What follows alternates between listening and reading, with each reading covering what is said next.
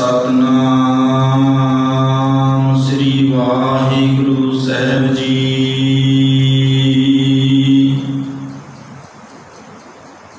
दंडौत बंदना अणक बार SERB कला समरथ।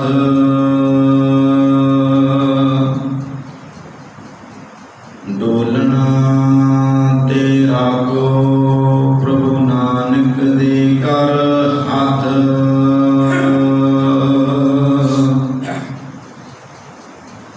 गुरु रूपी प्यारी साध संगत जी, गुरुद्वारा दस्तार साहिब पातशाही 10वीं धन धन साहिबे कमाल साहिब श्री गुरु गोबिंद सिंह साहिब जी महाराज उन्होंने महान पवित्र स्थानों से हाजरियां भर रहे हैं। सो गुरु पातशाह की कृपा द्वारा मेहर सदका अमृत वेले की घालना घाली है। वड्डे भागां वाले हाँ। सो गुरु पातशाह के महान स्थानों से नतमस्तक होए हाँ। सो गुरु पातशाह की बुलंद फतेह सांझी करना करिए। वाहिगुरु जी का खालसा वाहिगुरु जी की फतेह। सो गुरु महाराज की कृपा द्वारा मेरे सदका आपां 18 पौड़ियां की व्याख्या हुण तक आपां जपजी साहिब की उचारण की। गुरु पातशाह जी ने कृपा की। सो अज 19वीं पौड़ी की गुरु पातशाह जो असंख्या विचों ये तीजी पौड़ी है।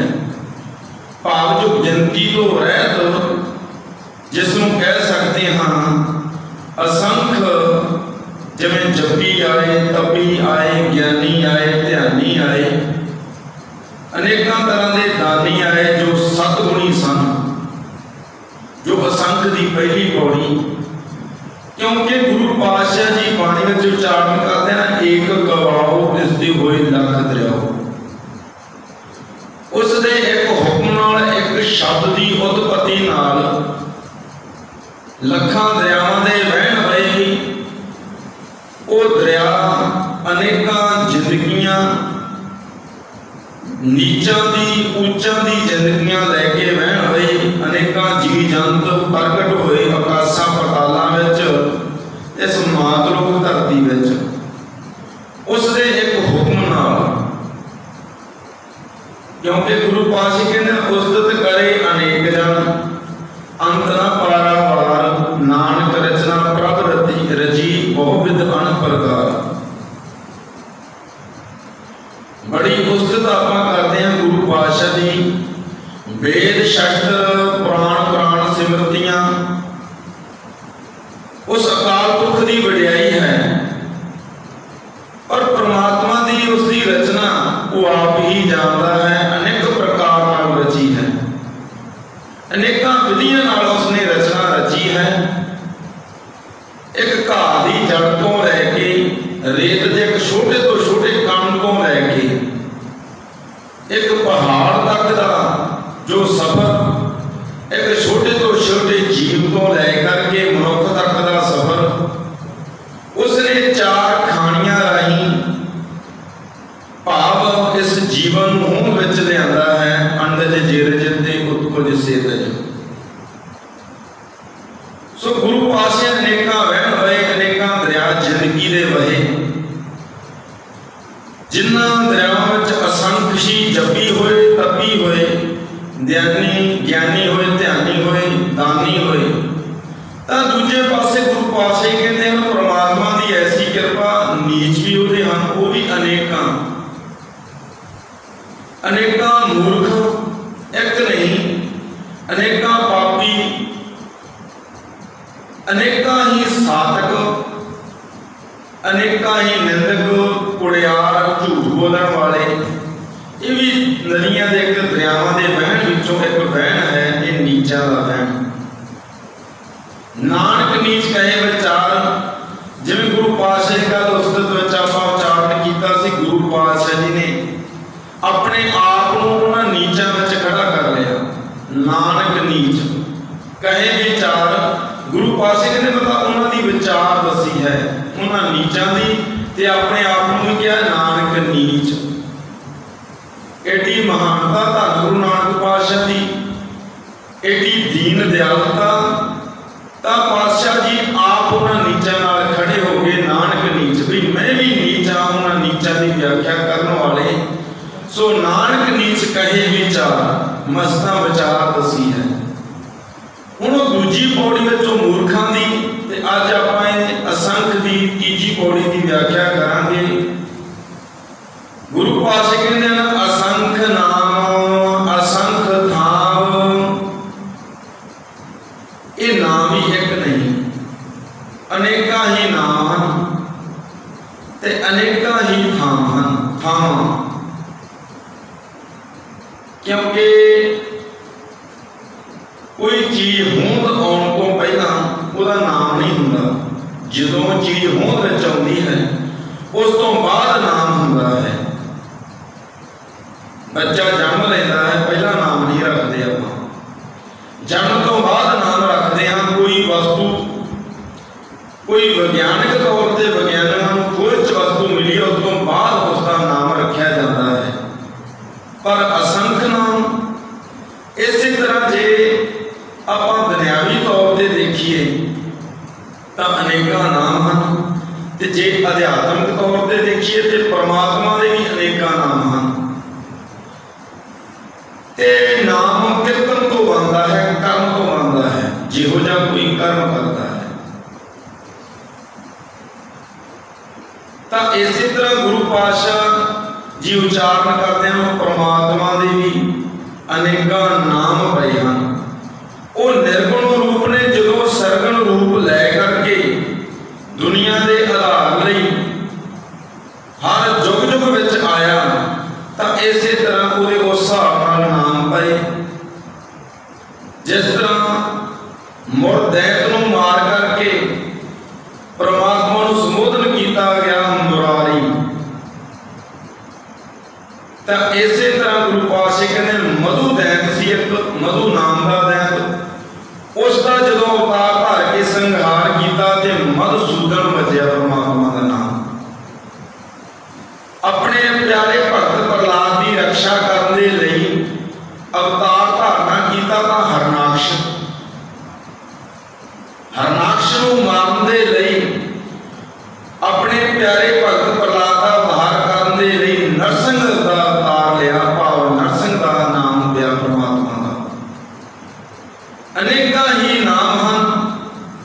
जिस तरह गुरु पातशाह जी अनेका नामों का नाम करते हैं, जिवें अपने इस पावन पवित्र स्थानों से हाजरियां भरते हैं।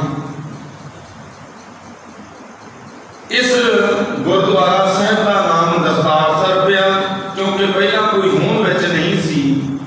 जदों धन धन गुरु गोबिंद सिंह साहब जी महाराज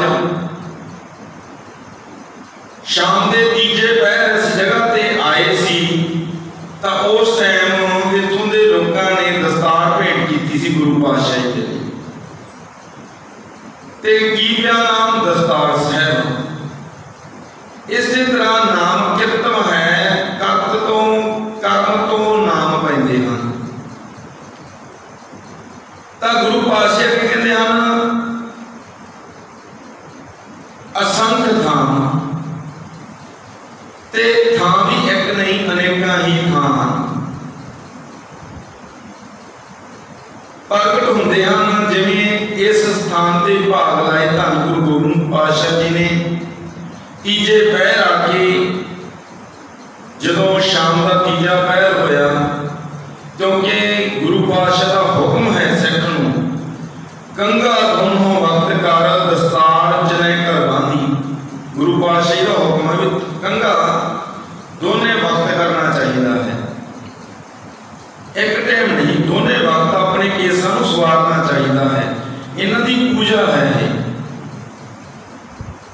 तो जो दस्तार बननी है ये भी सोहनी सजा के बननी है। शाम का वेला जो गुरु पातशाह जी इत्थे कंघा अपने केसां नूं भी सवारिया है, तो उस टाइम लोगों ने इत्थे गुरु पातशाह दस्तार भेंट की सी, उद्धार किया सी इस स्थान का। जिवें अपने इत्थों नज़दीक है गुरु की ढाल, जिथे गुरु गुरु पातशाह जी ने शाम के ही पिछले पैर जाके एक पावन रूह का उद्धार किया, जो कई टाइम तो व्याकुल हो रही सी, मुक्ति मार्ग ते जान दे रही। हुसैन खान जिन्होंने मियाँ कहा जाता सी, हुसैन खान मियाँ, तो गुरु पातशाह ने उस स्थान ते जाके भी उस शहीद का उसनूं मुक्ति देनी की। हुसैन खान मियाँ जो एक जंड के दरख्त किसी एक दरख्त की कोल में रहा करता सी, तो उस तरह उस स्थान से गुरु की ढाल पिया दोदा ताल के नाम नाल जानिया जाता सी। वो भी गुरु पातशाह ने स्थान सोबत किया श्री मुक्तसर साहिब खदराने की ढाल 40 मुक्तियां मुक्ति बख्शी अपने सिंघां ते वो मुक्तसर साहिब नाल सुशोभित होया, अपने सिंघां मुक्ति बख्शी, जिथे जाके हुण भी जो श्रद्धा नाल जाता है मुक्ति प्राप्त करता है। तो इस तरह गुरु पातशाह असंख्य थां अनेकां ही थां हैं, पर एक पासे गुरु पातशाह जी की कहते हैं, बलिहारे जाऊं जेते तेरे नाम है, बलिहारे जाऊं जिन्ने भी तेरे नाम हैं वाहिगुरु, पर दूजे पासे कहते अनाम है अठाम है। वाहिगुरु तेरे अनाम, तू नाम को रहता है, अठाम है, तेरा कोई थां नहीं। ये तो निर्गुण की गल है कि निर्गुण रूप में उसका कोई नाम नहीं, उसकी थां भी कोई नहीं परमात्मा की, भी कितने ठहरा है। जे कह देंगे मंदिर में ही है परमात्मा, या कह देंगे चर्च में है, मंदिर में है, मसीत में है, या गुरुद्वारा साहब में ही है, पर उसका परमात्मा दे कोई थां नहीं। थां हरेक है उसकी, पर वो अठाम है, फिर भी थां तो रहता है। तो इस तरह जे सरगल रूप की गल करके जुगा जुगा में अवतार लैके आप अकाल पुरख कला धार के इस जग के उद्धार करने नहीं आया, तो उसके उस कर्म के द्वारा जिवें उसकी किरतम की है, जिवें आके सृष्टि के कर्म किया, परमात्मा का नाम पिया, जिस जिस जगह पर भाग लाए जंगलों में मंगल उस वाहिगुरु ने, तो उस हिसाब नाल उत्थे थावां का नाम पिया। अनेकां ही नाम हैं, अनेकां ही थां हैं। तो अगे गुरु पातशाह कहते अगम अगम असंख्य लो, अगम अगम जिहदे तक पहुंच ना होवे, जिहदा अंत ना पाया जा सके। अगम अगम तू पहुंच तो परे है, तू पहुंच तो परे है परमात्मा। असंख्य लो ते लुकाई की कोई गिनती नहीं, जो लोग हैं ये कोई गिनती नहीं। असंख्य लोग अनेकता ही लोग हैं, क्योंकि गुरु पातशाह कहते हैं दीन बंद दुष्टन के हंता, तुम हो बुरी चतुर्दश कंता। तुम दीन बंद, दीना का गरीबां का जो बंद है, उन्होंने रिश्तेदार है, गरीबां का जो गरीब हैं, दिल के गरीब हैं, जो अपनी मैं अहंकार मारिया है अंदरों, जो दिल के गरीब हैं, धन पक्षों नहीं। गुरु पातशाह कहते ये तो अपना कोई कर्म होता है, ये समाजिक तौर पर नहीं, कानूनी तौर पर सोच के गुरु पातशाह कहते हैं दीन बंद, दीन जो दिल का गरीब है, अपना अहंकार ते मान जिसने त्यागया है, उस अकाल पुरख के भाणे में रहता है। दीन बंद उसका संबंधी है परमात्मा, परमात्मा उस गरीब का उसका नवाजनहार है, उसका रिश्तेदार है परमात्मा। दीन बंद दुष्टन के हंता, ते दुष्टां नूं खत्म करने वाला है। तो वो की है, तुम हो बुरी चतुर्दश कंता, वो इहो जिहा है, तुम हो बुरी चतुर 10 कंता, वो चारों प्रिया का मालिक है, वो चारे जगह की ठौर है। तुम हो बुरी चतुर्दश कंता, चारे दिशावां में उसकी ठौर है। तो वो कंत है, पति परमेश्वर है। चारे दिशावां ते दिशावां दे संग दी होर जगह। तो इसी तरह गुरु पातशाह लख आकाशा आकाश, लख पताला पाताल। लोग किन्ने हैं? लखां दी गिनती विच, लखां खंड, लखां ब्रह्मंड हैं, लखां आकाश पताल हैं। सूरज एक नहीं कई सूरज हैं, चंद एक नहीं कई चंद हैं, धरती भी एक नहीं, ग्रह नक्षत्र एक नहीं कई हैं। पर हजे तक खोजी नहीं गई। असंख्य लोह नूं प्रकाश भी किया जाता है। भाव उस परमात्मा का प्रकाश सब लुकाई विच है, सब जगह ते है, सब खंडा ब्रह्मंडा आकाशा पतालों में उसका प्रकाश है, शब्द है। तो इसी तरह गुरु पातशाह उच्चारण करते हैं कि असंख्य कहे सिर भार होए, असंख्य कहे सिर भार होए। असंख्य ही एहो जिहे हन की कहते हैं कि बाणी बाणी का अथाह है जी। बाणी के डूंगे शब्द हैं, पढ़नी मुश्किल है, समझनी मुश्किल है। तो गुरु पातशाह कहते हैं सिर ते भार लेंदे हैं। ये गल कह के भी सिर ते भार लेना है नहीं जी, बाणी समझ च नहीं आती। गुरु पातशाह कहते कोशिश करोगे समझोगे तो समझ जाओगी, क्योंकि ये बाणी का चौ वर्णा को उपदेश साझा। ये चौ वर्णा की है, कभी अपने सिखा की नहीं, सिख का भाव अपनी इस कुल की नहीं, चौ वर्णा को, चौ वर्णा को साझी सबकी साझी बाणी है। जे कोई समझे तो सबके उधार लई है, क्योंकि वेद शास्त्र सिमरतियां पुराण पुराण अनेक रचे गए सन। संस्कृति में अनेक वेद शास्त्र सन, बड़े मुश्किल सन। गुरु पातशाह ने सरल भाषा में रच कर दी है बाणी। वेद शास्त्रों का निचोड़ है धन गुरु ग्रंथ साहिब जी महाराज। ते आपां कह देने हाँ भी बड़ी मुश्किल है, समझ विच नहीं आती। ये कह के भी अनेका ही सिर ते भार लेंदे हैं। असंख्य है सिर भार होई। तां गुरु पातशाह जी का कहते हैं आवो सिख सतगुरु के प्यारो, गावो सच्ची बाणी। ये गुरु पातशाह जी कहते हैं हुक्म है, आवो सिख सतगुरु के प्यारो, सतगुरु के प्यारो सिखो आवो।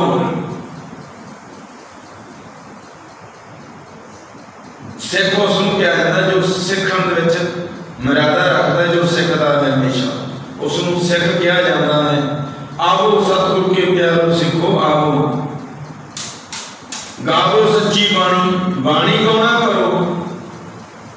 धन गुरु अमरदास जी महाराज ते होर की क्या, आओ सिख प्यारियो अकथ की करो कहानी।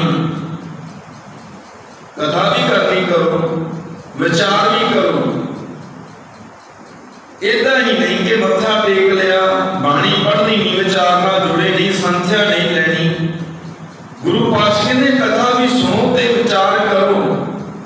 बाणी विचार के ही समझ लगती है। गुरु पातशाह कहते हैं उस अकथ आप जिवें हुण कह दिंदे आ बाणी पढ़े है, परे है, दिमाग के बुद्ध तो परे है, समझ नहीं आती। गुरु पातशाह तो कथ है, उन्होंने कथया जा सकता है।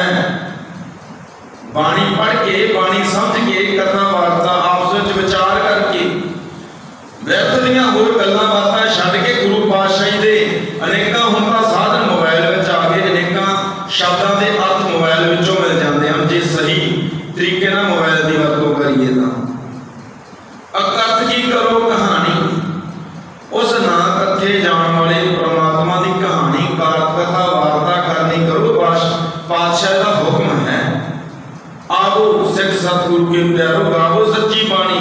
बाणी गाना करो। गुरु पातशाह उच्चारण करते हैं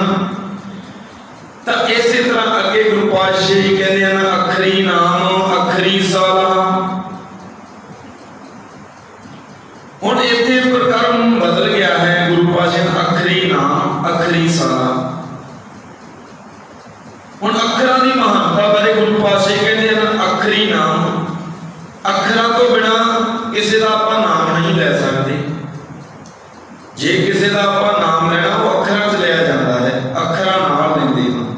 अखरां तो बिना किसी का नाम कुछ नहीं, कोई वस्तु का नाम कुछ नहीं। ते अखरी साला, अखरां नाल ही सहायता की जाती है, वडियाई हुंदी है। अखरी नाम क्योंकि गुरु पातशाह कहते हैं अखर अंदर त्रै भवन धारे, जो तीन भवन हैं आकाश पताल ते मातलोक, ये अखरां विच ही, क्योंकि शब्द तो उत्पत्ति हुई है संसार की, खंडा ब्रह्मंडा की, दीपां लोहां की, ग्रह नक्षत्रां की, सब की एक शब्द तो उत्पत्ति हुई है। वो शब्द की सी एक कवाओ, उसकी एक उसका एक परमात्मा ने कवाओ, एक कूक, एक उसका एक छोटी जही होगा शब्द, जिस तो अनेकों दरिया प्रगट होए, बहन होए जिंदगियां दे खंड ब्रह्मांड रचे गए। क्योंकि शब्द रूप है, भाव शब्द अखर है, उसकी महानता की है। अखरी नाम, अखरी सलाह, अखर नाल ही किसी का नाम लिया जाता है। ते जे किसी गुणी ज्ञानी की सहायता वडियाई करनी है, वो ही आपां अखरां नाल करते हैं, अखर तो बिना नहीं। जो आपां हुण बोल रहे हैं कथा द्वारा, ये भी एक अखर हैं, शब्द हैं, जो आपां हुणे बोल के कह रहे हैं, ये संख्या। तो अगे गुरु पातशाह ने अखरी ज्ञान गीत गुण गा, ते अखरां दी एडी महानता है। गुरु पातशाह जी ने अखरी ज्ञान, जो आपां बाणी पढ़ते हैं, शब्द पढ़ते हैं, पहला अखर का समझ लेनी पैंदी है कि की शब्द है। तो जो आपां बाणी पढ़ते हैं तो ज्ञान मिलता है। तो ज्ञान किवें प्राप्त होया? पढ़ के। ते पढ़ना किवें सीखिया? अखरां दी सोची आई, अखरी ज्ञान, अखरां दी इतनी महानता है। ज्ञान आया, ज्ञान आया तो प्रभु के अंदरों दिलों अंदरों गीत उत्पन्न हुए। जो आनंद विच आ जाता है खेड़े विच, जिवें कोई आनंद खेड़े विच हुंदे हां तां अनेकां बंदा कला भी गुणगुणाउण करदा है, पर इत्थे हुण उस वाहिगुरू डाढे दी गल है। जदों परमात्मा दी वाहिगुरू दी उस्तत सुन के शब्दां द्वारा, अखरां द्वारा जां अखरां द्वारा पढ़ के बाणी समझ आउंदी है, ज्ञान आउंदा है, धर्म दे रस्ते ते चलदा है, तो फिर गीत, क्योंकि उसके घर उसकी दरगाह विच अनेकां अनहद नाद वज रहे हैं, अनहद नाद। तो वो अनहद नाद के रस्ते ते जाण दे भी फिर गीत है, क्योंकि बाणी सारी ही गीत है। नानक भवजल पार परे, जो गाल है प्रभ के गीत, बाणी गीत है, क्योंकि वो नाद है, पूरी दरगाह है, सदा अनहद नाद बजते हैं, अनहद नाद, मिठियां सुरां। जो कुरान जां गीता प्रगट हुई, ये गीता द्वारा प्रगट हुई है, आनंद विच, नाद विच। ये तुरकी बाणी, ये भी गीत है। नानक भवजल पार परे, जो गाल है प्रभ के गीत, वो भवजल संसार समुद्र को पार हो जाते हैं, जो उस परमात्मा के गीत सिफत सराह गाते हैं। तो इसी तरह गुरु पातशाह कहते हैं अखरी ज्ञान गीत गुण गा। ये गुरु पातशाह कहते हैं जिस तरह एक विज्ञानी होता है, वो प्रकृति की खोज कर लेता है, वो कला नहीं होंगी विज्ञानी विच, क्योंकि विज्ञानी ना तो शायर होया कदे, ना किरता पढ़ने वाला या लिखने वाला होया है। विज्ञानी ना शायर होया, ना गीतकार होया है कदे। वो प्रकृति की खोज कर लेगा। ये जो कलाकार है वो प्रकृति की खोज नहीं कर सकता। जिस हिसाब नाल उस विज्ञानी ने की है, वो अपनी कला द्वारा, गीतां द्वारा या अपनी कविता द्वारा, अनेकों होर अपने साधना द्वारा जो उसके कोल कला है उस द्वारा उस प्रकृति का सोहना व्याख्यानता कर दू, क्योंकि वो दिलों करता है। तो जो विज्ञानी अपनी बुद्ध नाल, अपने दिमाग नाल उहदी जड़ तक पहुंचते हैं, उहदे कणां दी, उहदे परमाणुओं की अनेकों सूक्ष्म तो सूक्ष्म खोजां करते हैं अपने दिमाग नाल, अपनी थ्योरी द्वारा। तो जो गीतकार है वो प्रकृति को अपने दिल नाल निहारदा है। पर जो एक प्रकृति, एक कला की, एक उस खंडा ब्रह्मंडा का ज्ञान वो किस कोल है? वो एक ज्ञानी कोल है। ते ज्ञानी कोल प्रकृति का ज्ञान भी है। किवें? वो प्रकृति का ज्ञान किवें है? उस महान ज्ञानी कोल, संत कोल, जिवें धन गुरु नानक पातशाह जी ने कह दिता, अरबद नरबद धंधूकार। आज तो कितने साल पहला गुरु पातशाह जी ने कह दिता कि जुग बन तो पहला अरबद नरबद धंधूकार सी, धुंध ही सी। कोई खंड ब्रह्मंड, कोई सूरज धरतियां कुछ नहीं सन, धंधूकार सी, तो धुंध दी नहीं सी, धुंध ही सी। क्योंकि प्रकृति की खोज हो गई। ते प्रकृति की खोज करने वेले धन गुरु अर्जन पातशाह जी महाराज जी, अर्जन देव जी महाराज जी ने कह दिता, घटंत दीपंग घटंत रूपंग घटंत रव ससर नक्षत्र गगन। धन गुरु अर्जन देव जी महाराज जी ने कह दिता कई साल पहला, ये जो दीपक, ये जो चंद हैं, सूरज हैं, ये घटते जा रहे हैं, इन्हां दी लोक घटती जा रही है, व्यर्थ होंदे जा रहे हैं। तो जो ये धरती है ये भी सुंगड़ रही है, भी घट रही है, क्योंकि टाइम के हिसाब नाल सब व्यर्थ होंदे जाते हैं। जिस तरह बचपन होंदा है, बच्चा जन्म लेता है, बचपन, जवानी, फिर व्यर्थ ते फिर मौत। इस तरह हरेक जो वस्तु उत्पन्न हुई है उसका अखीर वेले अंत होना ही है। तो धन गुरु अर्जन देव जी महाराज जी ने जो अज विज्ञानी खोज कर रहे हैं कि सूरज की तपश घट गई, धरती सौट हो रही है, सुंगड़ रही है, ये धन गुरु अर्जन देव जी महाराज जी ने पहला ही कह दिता, घटंत दीपं घटंत रूपं घटंत रव ससर नक्षत्र गगन। ये घट रहे हैं। एक जो ज्ञानी है परमात्मा के रास्ते से तुरन वाला, उस को प्रकृति उहदी भी कला जो जानन दी एक महान विज्ञानी हो जाता है। तो उस को वो भी कला आ जाएगी, एक शायरी की, एक गीतकारी की। जिस तरह परमात्मा के वो अनेकों गीत लिखे भगतों ने, जयदेव जी के अनेकों होर भगत हुए हैं जिन्होंने बाणी गीत द्वारा उस परमात्मा की उस्तत लिखी। तो इस तरह गीत गुण गा, फिर गीत गा के उस परमात्मा के गुण गाए जाते हैं। तो अगली संख्या गुरु पातशाह उच्चारण करते हैं अखरी लिखण बोलन बाण।